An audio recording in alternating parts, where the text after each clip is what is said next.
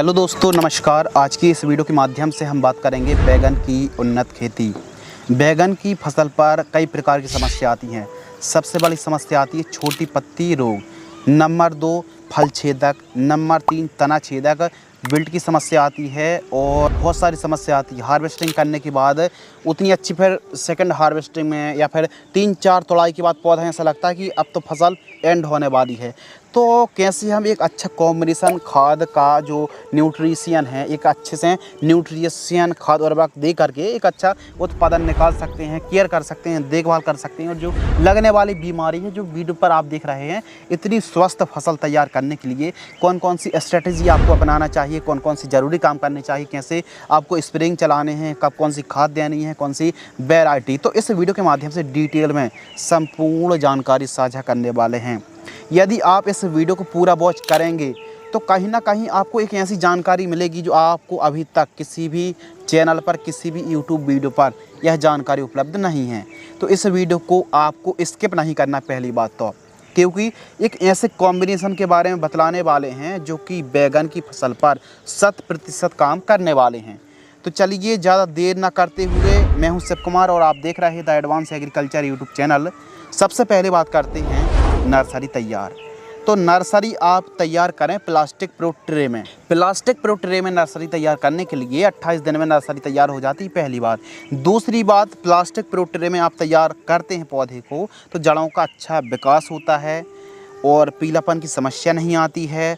Nursery तैयार करने की सही जो मेथड है, कौन सी दवा का प्रयोग करना चाहिए प्लास्टिक प्रो ट्रे में, तो देखिए कोकोपीट खाद की आवश्यकता पड़ेगी 25 kilogram, vermi compost 15 kilogram, humic acid 500 ग्राम, यूपीएल की साब 250 ग्राम, प्लास्टिक प्रो ट्रे आवश्यकता अनुसार। इन सभी को मिक्स करना कुछ इस प्रकार, ठीक तरीके से आपको मिक्स करना है। और जो सिल्ली आती है कोकोपीट की, इनको ठीक तरीके से पानी भिगो कर रखना है, फिर उसके बाद ही आपको ठीक तरीके से मिक्सअप करना है। और इसके साथ वर्मी कंपोस्ट, एकदम वर्मी कंपोस्ट अच्छी ए ग्रेड वाली होनी चाहिए अच्छी नर्सरी तैयार करने के लिए। एक एक बीजों की बुआई करनी है।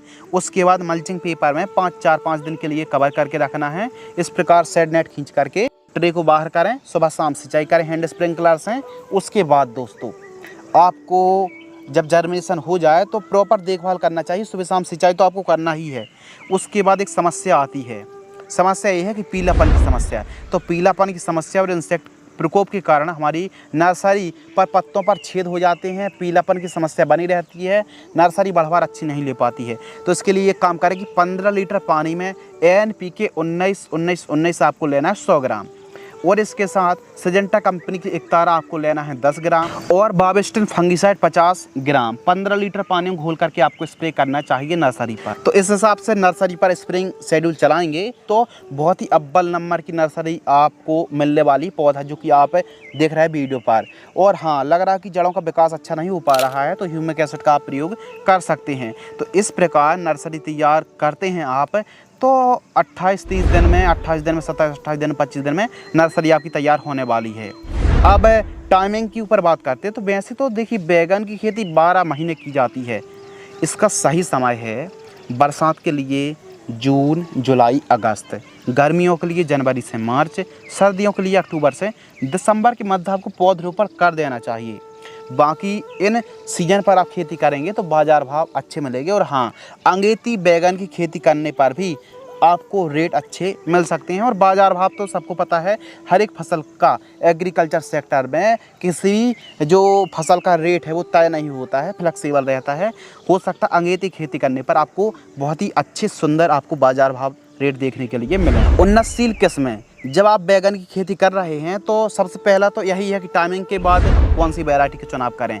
कौन सी वैरायटी हैं, हम बात कर रहे हैं हाइब्रिड वैरायटी। तो जो हाइब्रिड वैरायटी, हाइब्रिड सीड्स है, वो अच्छा उत्पादन देने वाली किस्म है। नंबर 1 हाईबेस की अक्षता के नाम से आती है, अक्षता F1।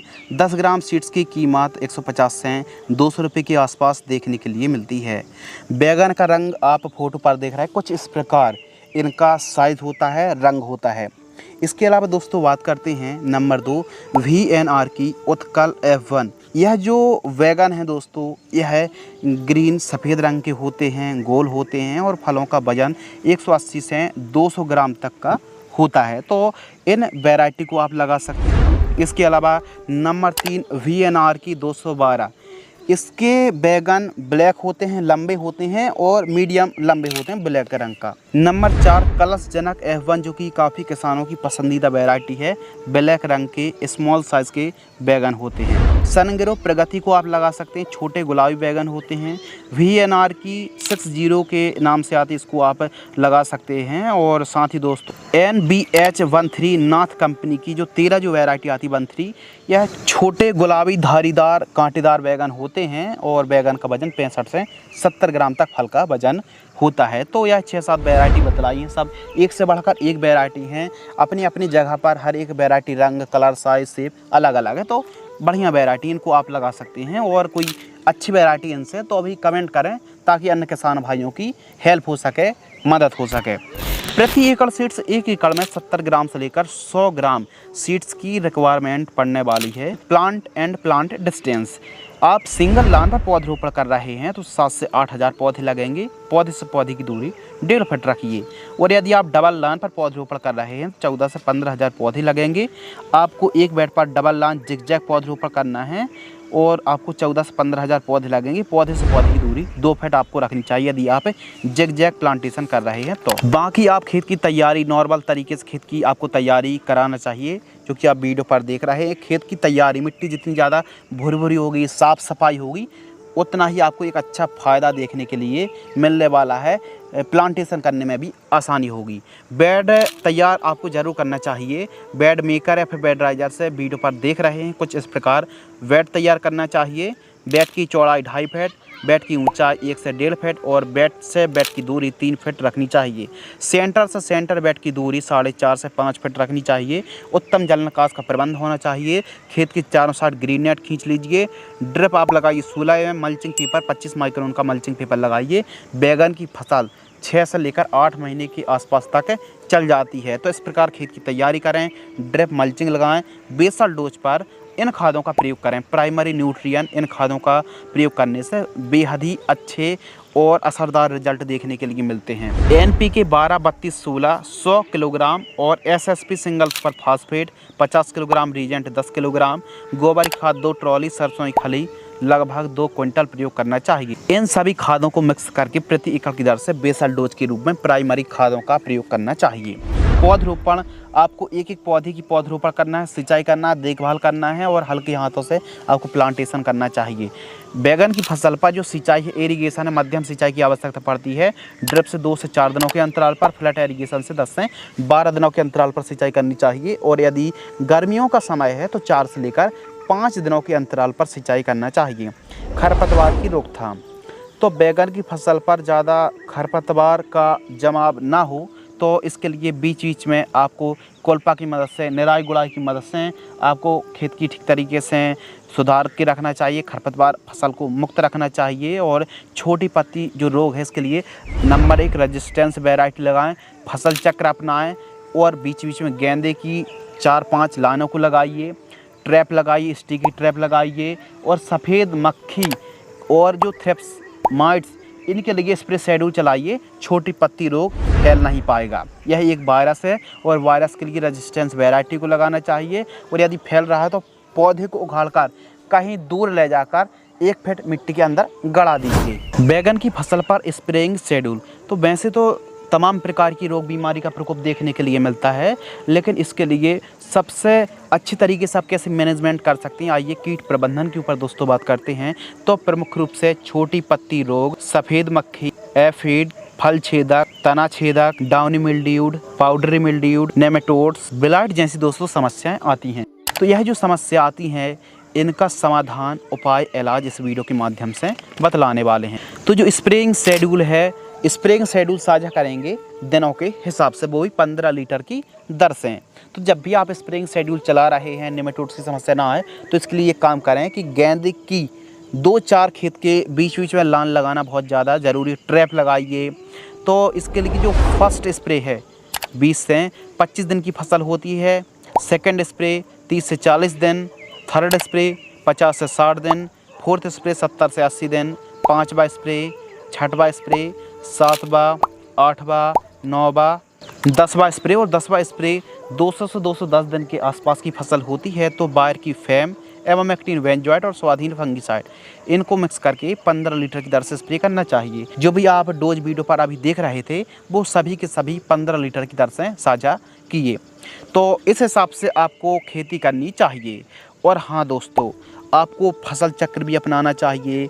यदि फसल ग्रो ना ले रही हो और पीलापन की समस्या बनी हुई है तो 15 लीटर पानी में rapid grow 30 ml, silicon powder 50 ग्राम, एसीटामिप्रेट 20%, एसपी 10 ग्राम 15 लीटर पानी घोल करके आपको स्प्रे करना चाहिए। खाद शेड्यूल यानी न्यूट्रिशन, यदि हम पौधे को समझ करके, पौधे को पढ़ करके यदि देखेंगे कौन सी डिफिशियंसी है, उस हिसाब से यदि हम न्यूट्रिशन फर्टिगेशन शेड्यूल चलाएंगे तो हमको कम से कम खाद और उर्वरक दे करके एक अच्छा हमको उत्पादन हम निकाल सकते हैं बैगन की फसल पर। अब जरूर नहीं कि nitrogen, phosphorus, potash, sulphur, calcium, magnesium, boron, calcium, iron का प्रयोग करने से उत्पादन बढ़ जाएगा।